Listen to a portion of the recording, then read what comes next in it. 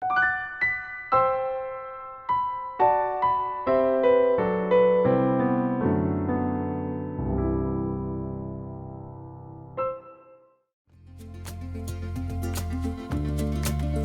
datang kepada para peserta Madrasah Guru Kaifatus Sholih atau MGKT yang kedua di Ma'had Pengembangan dan Dakwah Nurul Haramain Pujon Malang.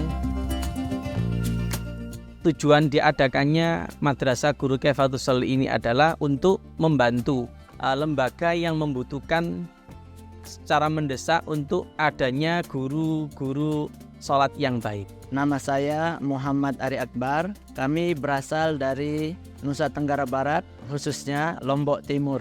Nama saya Salma Rashid, utusan dari Yayasan Siswa KTC Rumah Quran Timika, tepatnya di Papua.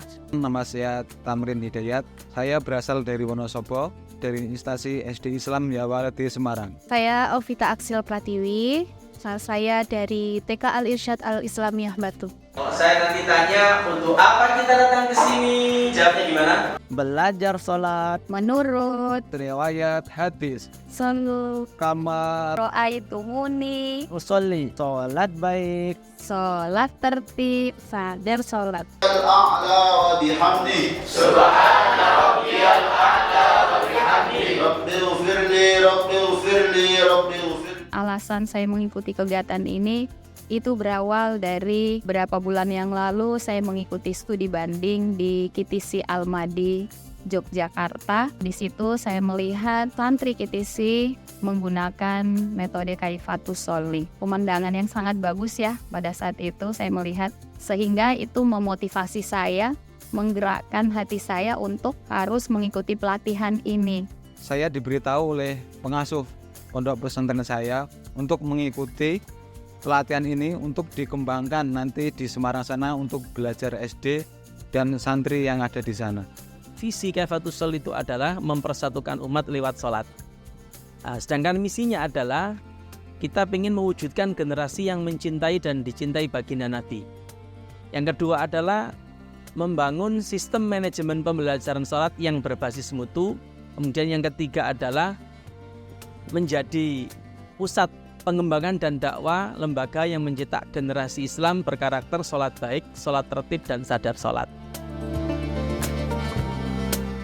Dengan kami menguasai teori-teori yang ada di Kaifatus Sholih ini, harapan kami nanti ketika pulang di rumah itu mengamalkan agar bagaimana umat Islam itu bersatu padu menjadi satu. Saya berharap ketika saya nanti sudah bisa membiasakan diri saya dengan gerakan yang benar, bacaan yang benar, saya bisa mengamalkan ilmu ini ke orang-orang yang terdekat. Dan alhamdulillah programnya sangat lengkap, ada tahsinnya, tashinya, sertifikasi, dan bahkan nanti kami dikasih magang. Program kegiatan AMGKT ini ada 4 dari 7 program dasar Kaifatus Sholih sendiri itu, yaitu diantaranya tahsin, yang mana tahsin ini tujuannya adalah untuk menyamakan persepsi pemahaman tentang materi-materi yang ada dalam buku Kaifatus Sholih. Untuk saya yang masih awam, untuk tahsin kemarin soalnya ada beberapa bacaan yang masih awam menurut saya, jadi lumayan ekstra untuk menghafalkan tahsin tersebut.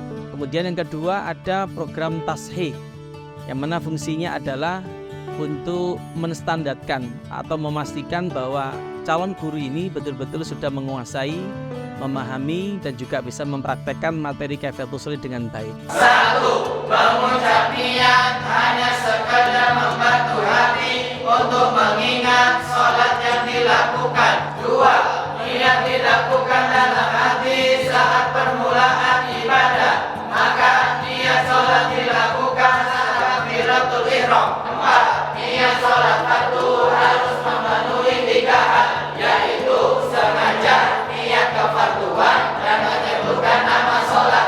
Di proses pembelajaran ada materi gerak cantol. Materi gerak cantol ini sebetulnya adalah materi yang memang tujuannya kita masukkan dalam metode pembelajaran karena segmentasinya adalah anak-anak yang mereka dalam proses pembelajaran itu dibutuhkan sesuatu yang menyenangkan. Kemudian fungsi yang kedua adalah untuk membantu anak-anak mengingat materi yang telah dihafal. Dan bahkan itu adalah gerakan-gerakan yang kalau menurut saya bisa menstimulasi anak-anak percepatan dalam menghafalkan gerak-gerak cantol itu. Bukan saja anak-anak, bahkan yang saya pribadi yang bukan seumur dengan teman-teman ya. Saya alhamdulillah sudah 46, tetapi dengan gerakan cantol ini jauh lebih mudah. Yang ketiga adalah program sertifikasi, yaitu para calon guru ini diajari bagaimana metodologi atau cara mengajarkan materi Kaifatus Sholih ini kepada anak sesuai dengan tahapan-tahapan yang baik dan benar. Kami disuruh satu persatu untuk mempraktikkan teori yang telah kami pelajari, sehingga di sana timbullah mental-mental yang sesungguhnya dari kami pribadi, yang mana dulunya mental kami itu seperti gerupuk, sekarang seperti besi baja, seperti itu. Jadi setelah guru mengikuti dari program sertifikasi, kemudian guru-guru kami pastikan sudah bisa mengajar sesuai dengan tata cara dan tahapan mengajar Kaifatus Sholih dengan baik, maka guru-guru yang keempat mengikuti program magang di lembaga kami, yakni di SDIT Ya Bunaya.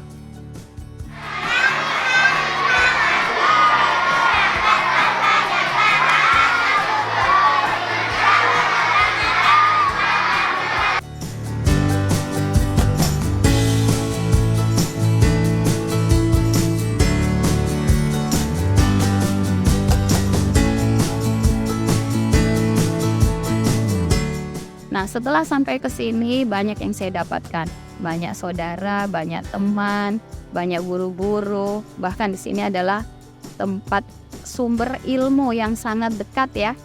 Notabene-nya kalau kami di Papua itu sangat jauh dengan ilmu. Dan saya sangat bersyukur ketika hadir di sini bisa bertemu dengan Abina, para gurunda juga, Ustadz Andi dan guru-guru yang lain. Kemudian sahabat-sahabat dari lembaga-lembaga yang lain, dan bahkan saya bisa menyaksikan sendiri juga anak-anak kita di sini yang sekolah, banyak yang bisa saya dapatkan. Ngerasain vibe beda lagi. Benar-benar ngerasain vibes mondok lagi. Dengan adanya pembelajaran Kaifatus Sholih ini, kita jadi tahu bagaimana cara membaca kita, bagaimana cara gerakan kita sholat, dan bacaan apa saja yang ada di Kaifatus Sholih dari beberapa riwayat hadis, kita jadi tahu, sehingga kita dapat mengenal lebih banyak pandangan dari ulama untuk kita tidak menyalahkan salah satu yang menggunakan metode tersebut. Semoga dapat mengamalkan ilmu yang telah didapat di pelatihan ini. Untuk kesannya, jangan lupa sholat. Doa apa kita dari sini? Belajar sholat menurut riwayat hadis. Kaifatus Sholih. Shallu kama ra'aitumuni usolli. Sholat baik, sholat tertib, sadar sholat. Moto Kaifatus Sholih. Mencintai